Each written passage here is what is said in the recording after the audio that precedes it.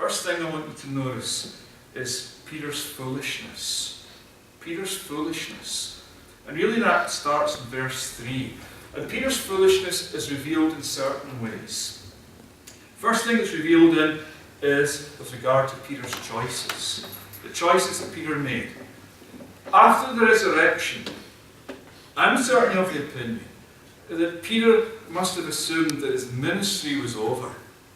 It is that he'd failed the Lord big time. The one who had stood and said, I'll never deny you.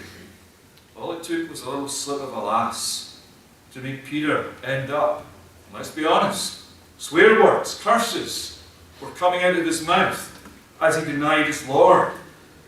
So it is that he denied his Lord, and now he's decided to return to his old way of life. And I'm sure that he may have tried to justify it by saying, okay, I've denied him, I failed him, and it is that I've got a family to support, I've got a wife and children to feed, I've got bills I need to pay. And I think probably was part of his motivation, but whatever his ultimate motivation was, think of it in terms of his original calling. Peter had originally been called to forsake all things and to follow Jesus Christ. Matthew 4:19, we read that Jesus, in terms of his call, had called Peter to follow after him and to become a fisher of men. And what is it that this foolish choice is saying to us? First is this: people who are out of God's will always make the wrong choices. That's the first thing I think that we've got to take on board. People who are out of God's will always make the wrong choices. And the reason that they make the wrong choices is because they base their decisions and their choices on fleshly motives rather than spiritual motives. It is that they're starting to think after the flesh and not in accordance with the mind of the Spirit and the direction of the Word of God. And this is what it is that Peter did, and he was foolish because of it. There may be some of us here this morning, and it is that you failed the Lord. Or maybe it is that you started to go back to the old way of life. I was trying to think of an example, and the one that comes to mind even as I say, I'm up here, I hadn't thought of it before. But in recent weeks and months, as you know, I've been losing weight. But since I've been in Scotland, since I've come back, I've been returning to the old ways. But when I stood in the scales the other day, even when I put my pants on this morning, the evidence was there. Returning to the old ways. And that's the same for us at times. Maybe human is what I'm saying. But how many of us at times are tempted to return to the old ways? We may even be able to justify to some degree the choices and decisions that we make. Peter could certainly say, I failed the Lord. I denied him. So it is, that's it, it's over. He gave me a chance and I blew it. How many of us have blown things when a chance has been given to us? I'm quite sure all of us. But all of us need to know this morning that if we're not following the Lord and loving him like we should, then we're just going to be like Peter.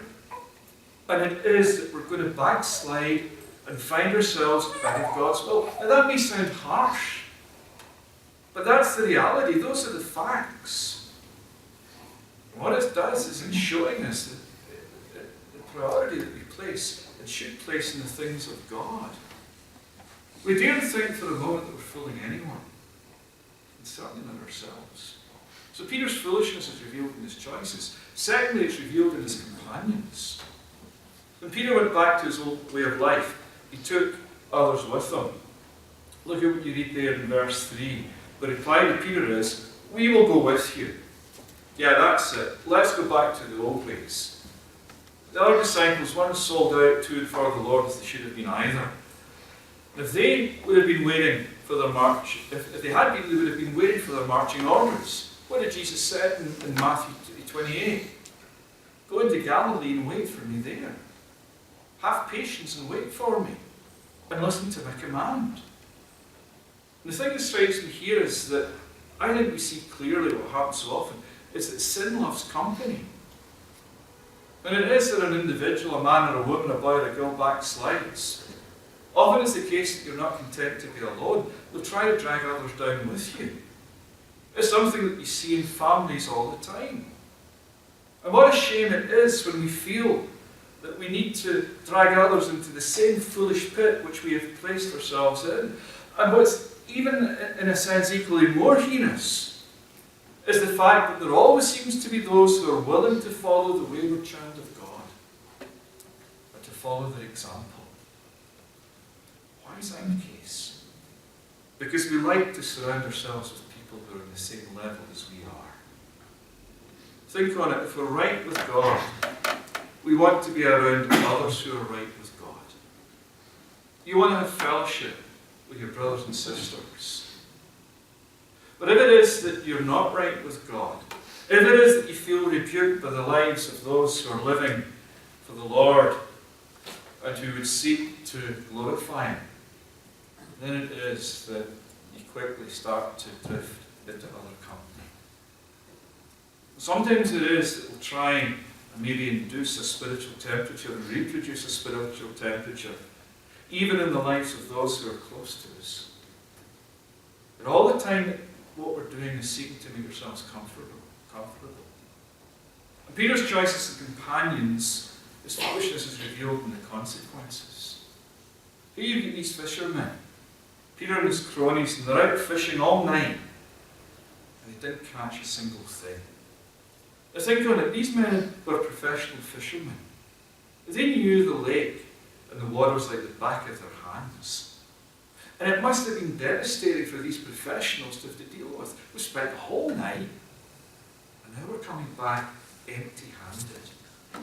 They toiled and laboured all night, and they produced nothing of value. There's not a lesson there for us. That this is just the way it works for those who are out in sin.